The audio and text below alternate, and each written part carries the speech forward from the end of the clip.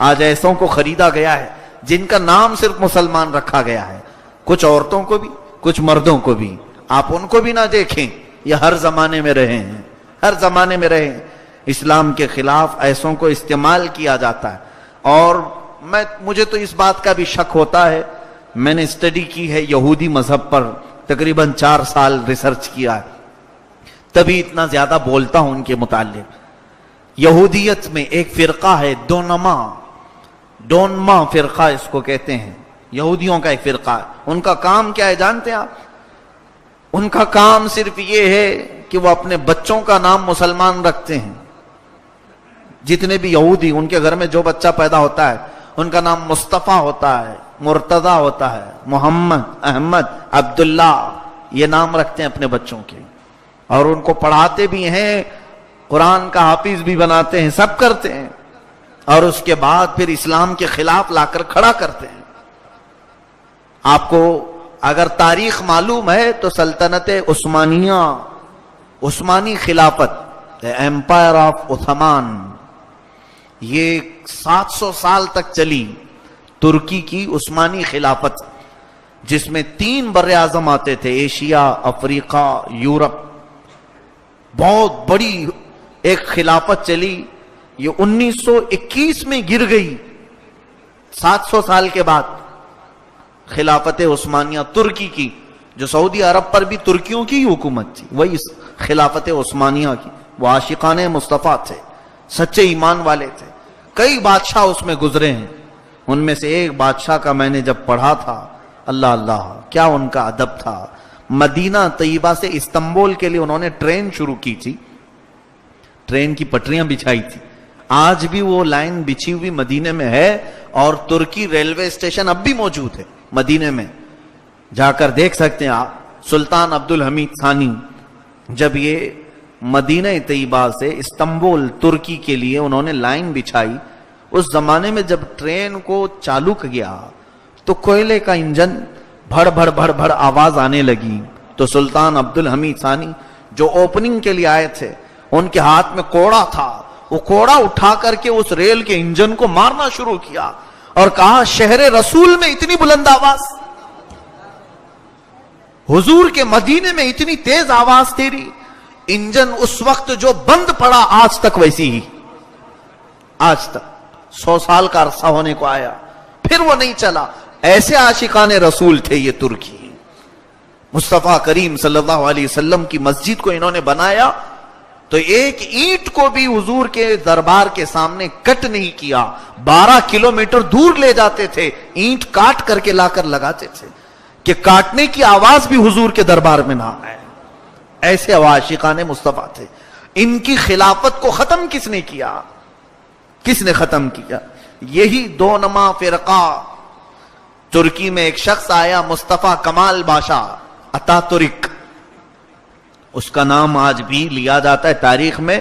اس کو ایک ریولوشن لانے والے آدمی کے حیثیت سے جانا پہچانا جاتا ہے، انقلابی شخصیت مصطفیٰ کمال باشا.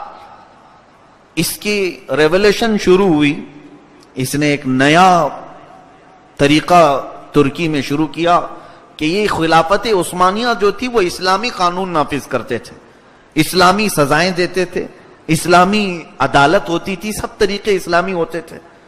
دوسری جنگ عظیم کے بعد پھر یہ جو ہے مصطفیٰ کمال باشا کی تحریک زور پکڑ گئی اور خلافت عثمانیہ ختم ہو گئی، جس میں فرانس، انگلینڈ نے بہت ساتھ دیا مصطفیٰ کمال باشا کا. ترکیوں نے بھی اسے ہاتھوں ہاتھ اٹھا لیا کہ ایک نیا کچھ لے کر کے آیا ہے. اس کا نیا پن کیا تھا مصطفیٰ کمال باشا کا؟ 11 سال اس نے ترکی پر حکومت کیا اور سارے اسلامی قانون ترکی سے ختم کر دیا، سارے اسلامی قانون مٹا دیا اس نے. عورتوں کو پابندی لگائے کہ کوئی حجاب نہ پہنے، ہمارا دین آسان ہے. اسلام کے نام پر حافظ قرآن بننا منع ہے. مدرسوں کو اس نے ختم کروا دیا تھا. پورے ترکی سے مدرسے نہیں تھے.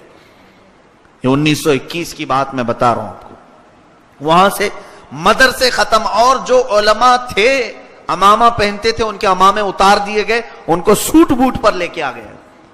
آج بھی ترکی میں اس کا اثر دیکھنے کو ملتا ہے کسی ترکی حافظ قرآن کو اگر آپ بلائیں گے تو سوٹ میں ہی نظر آئے گا آپ کو, ٹائی سوٹ بوٹ میں ہی رہے گا, وہ حافظ قرآن ہوگا. اس نے یہ ساری چیزیں بدل ڈالی 11 سال کے اندر. پورے اس کو ایک ریولیوشن, نئی تحریک کے طور پر اٹھایا گیا تھا. نام کیا ہے؟ مصطفیٰ کمال باشا. تاریخ آپ پڑھو پتہ چلے. اور 11 سال کے بعد جب وہ ختم ہوا تو پوری ترکی کو اس نے برباد کر رکھا تھا.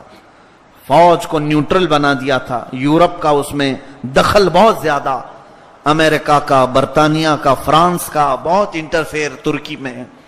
انہوں نے 100 سال ایگریمنٹ بھی کر دیا. فاسفورس ایگریمنٹ آج بھی وہ موجود ہے کہ ترکی کے جو سمندر کے بندرگاہ ہیں, ترکی وہاں سے ایک پیسہ بھی حاصل نہیں کر سکتا. 1923 سے 2023 تک کا ایگریمنٹ ہے. چند سالوں میں وہ ایگریمنٹ ختم ہو جائے گا. یعنی اس بندرگاہ سے, پورٹ سے ترکی کو کوئی انکم نہیں. اس پورٹ سے جتنے بھی جہاز گزریں گے اس کی ساری انکم یورپ کو جائے گی. آج بھی کہنے کو اسلامی ملک ہے ترکی, مگر اس کے اپنے ملک سے بندرگاہ سے وہ پیسے نہیں لے سکتا, ٹیکس نہیں لگا سکتا. 100 سال کا ایگریمنٹ. یہ سب کس نے کیا تھا؟ مصطفیٰ کمال باشا نے. مسلمانوں کو اچھی طرح سے اس نے توڑا تھا. 11 سال کے بعد پتا چلا کہ وہ مسلمان ہی نہیں تھا. نام کیا ہے؟ مصطفیٰ کمال باشا. اور وہ ایک بہت بڑا قائد اور لیڈر بن کر کے مسلمانوں کا نئی تحریک چلا کر کے ترکی پر حکومت کیا. بعد میں علماء نے بتایا کہ وہ یہودی دونما فرقے کا آدمی تھا. جو یہودی اپنے بچوں کا نام ہی مسلمان رکھ دیتے ہیں یہی فتنے اور فسادات کے لیے. میرے عزیزوں, ہم تو غفلت کی نیند سو رہے ہیں. ایسے کئی لوگ ہماری امت میں داخل ہوتے ہیں صرف ہمارے عقیدوں کو گمراہ کرنے کے لیے, ہمیں توڑ پھوڑ کرنے کے لیے. آج جن مسلمانوں کو یہاں کھڑا کیا جاتا ہے اور جو برقعے والی یہاں پر پارلیمنٹ کے پاس یا سپریم کورٹ میں اسلامی لا کے خلاف مقدمہ دائر کر رہی ہیں, انہیں پہچانو, ان کے برقعے اٹھاؤ تو پتا چلے کہ یہ کس جماعت کی ہیں. یہ ہے ہی نہیں, اسلام سے ان کا تعلق ہی نہیں. میرا تو یقین یہ اور وجدان یہ کہتا ہے, جس عورت کو ذرا برابر رائی کے دانے کے برابر بھی یہ یقین ہو کہ وہ سیدہ کائنات فاطمۃ الزہرا کی کنیزہ ہے, وہ تو پارلیمنٹ اور سپریم کورٹ تو دور کی بات, وہ اپنے گھر کی دہلیز انگلنے کو بھی 1000 بار سوچے گی. الحمدللہ. یہ کون سی عورتیں ہیں جن کو برقع پہنا کر کے لایا جا رہا ہے؟ ہمیں بیوقوف بنانے کی کوشش کی جاتی ہے. یہ مسلمان ہے نہیں. اور جن لوگوں کو ایک مکھوٹا بنا کر کے پیش کیا جاتا ہے, دیکھو ہمارے سامنے بھی مسلمان ہیں. کیا جبہ ٹوپی پہنانے سے کوئی مسلمان ہو جاتا ہے؟ کیا یہ داڑھی رکھوا دینے سے کوئی مسلمان ہو جاتا ہے؟ اسی لیے ہمارا دین ظاہری کیفیت کا نام نہیں ہے, ہمارا دین تو ایمان کا نام ہے جو قلب میں موجود ہے. عزیزان گرامی, اس ترکی کی اس تباہی اور بربادی کو جو ایک شخص نے برباد کیا تھا, 100 سال ہونے کو آ گئے. آج 100 سال کے قریب آ گیا. اللہ نے ایک مرد مجاہد کو پیدا فرمایا. اردگان جو آج کا پریزیڈنٹ ہے, اس نے بڑے سلولی اور بڑے نرم انداز سے ترکی کی پھر سے دنیا کو بدل ڈالا. وہاں کے جو اسکارف پر پابندی تھی اس کو اس نے سب سے پہلے ہٹایا. خود وہ اپنی بیوی کو اسکارف پہنا کر کے لے آیا. اور جو پریزیڈنٹ آج ترکی کا ہے وہ خود حافظ قرآن ہے, وہ حافظ قرآن ہے. اور اس نے مدارس اسلامیہ کو عام کیا, پیران نظام کو پھر ان کی خانقاہوں سے باہر لایا کہ آپ اپنے میدان کا استعمال کریں. اس کے زمانے میں پھر ایک مرتبہ ایسا بھی ہوا تھا, تاریخ کو آپ کو معلوم ہوئی, چند سال پہلے فوجیوں نے, وہاں کی ملٹری نے اس کے خلاف بغاوت کی تھی, صدر کو گرانے کی کوشش کی. لیکن اللہ تعالیٰ کی حفاظت ایسی کہ ترکی عوام کا ایک مقبول لیڈر تھا. وہ ترکی عوام پوری سڑکوں پر آئی اور فوجیوں کے ان تمام بڑی گاڑیوں کے پہیے کے نیچے سو گئی تو ان کو شکست ہو گئی. پھر فوجی اپنی تمام تحریکوں سے باز آئے اور آج اس قائد کے ساتھ چل رہا ہے ترکی. اللہ سلامت رکھے. اور جو ہماری امیدیں وابستہ ہیں کہ اللہ تبارک و تعالی اسے انہی امیدوں پر اتارے، کہیں کوئی گمراہی نہ آئے، یہ ہماری دعا ہے۔ لیکن آپ کو حالات میں یہ بتاؤں کہ جن لوگوں کو لایا جاتا ہے مسلمان نام سے، ہزار چھان بین کے بعد کسی کے پیچھے رہو، اس لیے کہ یہ دنیا اس زمانے میں اتنے پروپیگنڈے بنا چکی ہے کہ پہچاننا مشکل ہو گیا ہے۔ انہوں نے اپنے بچوں کو بڑے بڑے لوگوں تک پہنچا دیا ہے، بڑے بڑے لوگوں تک پہنچا دیا ہے۔ یہ ہمارے درمیان اختلافات پیدا کرنے کے لیے بڑے بڑے مشائخ کے بیچ، بڑی بڑی تنظیموں کے بیچ، بڑے مدارس کے بیچ جو پھوٹ پڑتی ہے، میری تحقیق یہ کہتی ہے کہ ان بڑے لوگوں تک یہ یہودی پہنچے ہوئے ہیں، ان کے بچے پہنچے ہوئے ہیں۔ کیسے ہمیں پتا چلے گا؟ نام بھی مسلمان ہے اور ان کا دل ہی بتائے گا۔ اب ہم تو عالم الغیب نہیں ہیں میرے عزیزو، رب تبارک و تعالیٰ نے جو فرمایا وہ حق ہے۔ یہاں صرف میں اتنا کہنا چاہتا ہوں کہ رب نے ان کیوں پوچھا کہ اے محبوب آپ انہیں پوچھیں کہ کیوں ایمان لانے سے لوگوں کو روکتے ہو؟ یہ روکتے ہوں گے تبھی تو مولا نے پوچھا۔ اب اگر ہم سے کوئی ہزار کہے نہیں ہم تو کوئی ایمان لانے سے نہیں روکتے تو میں نہیں مانوں گا، کیونکہ میرے رب نے فرمایا ہے کہ تم لوگ روکتے ہو، ایمان لانے سے روکتے ہو۔ کس طرح سے؟ آج ہم تمام لوگوں کا حال وہی جو میں نے بتایا، یہ پروپیگنڈا میڈیا کے ذریعے سے یہ مسلمانوں کو کمزور کرنا ہے، ایمان لائے ہوئے لوگوں کو ٹیڑھا کرنا ہے، ہماری شناختیں چھیننے کا کام یہی کر رہے ہیں۔ آج ہماری تمام آئیڈینٹیٹی ختم کرنے کا یہی کام کر رہے ہیں۔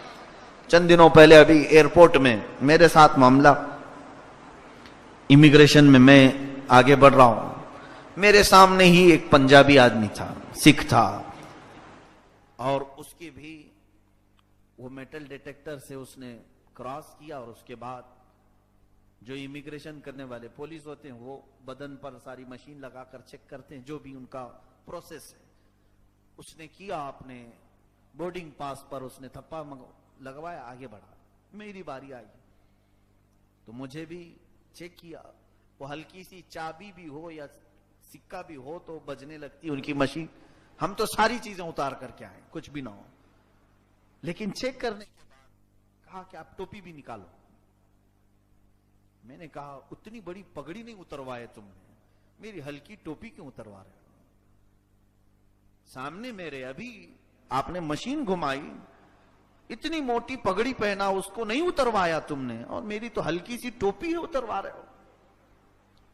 کچھ نہیں کہا، کہا نہیں درکہ ان کی مذہبی چیز ہے، وہ لوگ گورنمنٹ سے کروا چکے ہیں اس چیز کو، گورنمنٹ سے منوا چکے ہیں اس چیز کو۔ کہا کہ ان کی مذہبی چیز ہے اور یہ میری مذہبی نہیں ہے، یہ میری مذہبی چیز ہے۔ مجھے آپ یہ لکھ کر کے بتاؤ کہ تمہاری مشین کمزور ہے، کہ ٹوپی کے اندر کا تمہاری مشین نہیں دیکھتی، تو پھر ظاہر سی بات ہے ٹوپی جتنے کپڑے کی ہے اتنا ہی میں کپڑے کا میرا جبہ بھی ہے، تم بعد میں اگر جبہ اتارنے کے لیے بھی کہو گے۔ وہ ہنسنے لگا، کہا کہ نہیں ٹھیک ہے، چلو آپ جس طرح سے ویسی ہی رہو، ٹوپی کے اوپر سے اتارا۔ تھوڑی دیر کے لیے دل میں یہ بات آئی، یہ حرکت کیوں کی جا رہی ہے؟ کیوں کی جا رہی ہے؟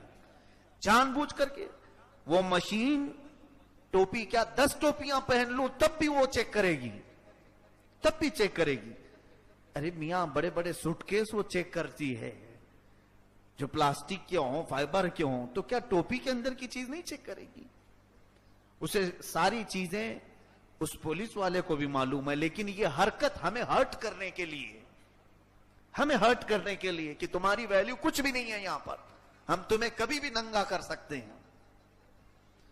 تھوڑا دل رویا اس بات پر کہ یہی ہماری آج پوزیشن ہے، کہ ہماری تاریخ یہاں پر ایسی ہے کہ ہم نے ہزاروں کو تعلیم سے آشنا کروایا۔ آج ہندوستان میں ہماری کیا قربانیاں نہیں ہیں؟ جس قلعے پر کھڑے ہو کر پورا بھاشن دیتا ہے ہمارا پی ایم، وہ ہماری تو جائیدادیں رہی ہیں، وہ ہماری ہیں۔ اس ملک کو اگر عجائبات میں سے کسی نے پہنچایا ہے تو وہ اسلامی سلطنتیں پہنچائی ہیں۔ بعد میں کیا بنا ہے؟ ساری چیزیں اسلامی ورثہ یہاں پر موجود ہے، چاہ کر کے بھی ختم نہیں کرو گے۔ ताज महल को तुम तेज महल बना दो कि तो क्या तारीख खत्म हो जाएगी? तारीख खत्म हो जाएगी? तारीख तो वही रहेगी, नाम बदलने से कुछ होगा नहीं। लेकिन अफसोस इस बात का है मेरे अजीजों, जो हालात आज यहां पैदा किए जा रहे हैं वो सिर्फ और सिर्फ हमें हर्ट करने के लिए कि हम इतना आजिज आ जाएं कि हम दीन को छोड़ दें और ये कहने लगे नहीं ये इस्लाम ही नहीं चाहिए मुझको। कोई कमजोर अकीदे वाला हो तो वह ऐसा कहे, इसलिए ये पूरा माहौल बनाया जा रहा है। और आप देख नहीं रहे, एक जगह जमात पूरी खड़ी है, चंद औबाश नौजवानों को खड़ा करके किसी एक मुसलमान पर हमला करो, उसे मारो, उसकी वीडियो बनाओ, वायरल करो। क्यों? खौफ और दहशत तुम्हारे दिलों में आ जाए। रोज सुन सुन करके एक दिन थक जाएगा और कोई न्यूट्रल आदमी कहने लगा यार ये इस्लाम ही बुरा है, मुआज़ल्लाह। वो उस हद तक तुम्हें लाने की कोशिश कर रहे हैं कि तुम यहां तक आ जाओ सोचने पर, कभी ये ख्याल भी आने ना देना। याद रखो मौला ने फरमाया कुल जा अल हक व ज़हक़ल बातिल। ऐ महबूब आप फरमा दे हक को आना ही है और बातिल को मिटना ही। एक दिन गलबा तो आएगा ही। रब तबारक व तआला हमारी आजमाइशों का ये वक्त गुजर रहा है। इन्होंने जो आज हालात बनाए ये हमें हर्ट करने के लिए और कमजोर करने के लिए। आज लोग डर रहे हैं इस्लामी तालीम पढ़ने से। अब देखो मदरसों के खिलाफ एक प्रोपेगेंडा बनाएंगे, मदरसों में दहशतगर्दी सिखाई जाती है, टेररिस्ट बनाया जाता है। क्यों? इनको मालूम है कि मदरसे में कुछ भी नहीं मिलता।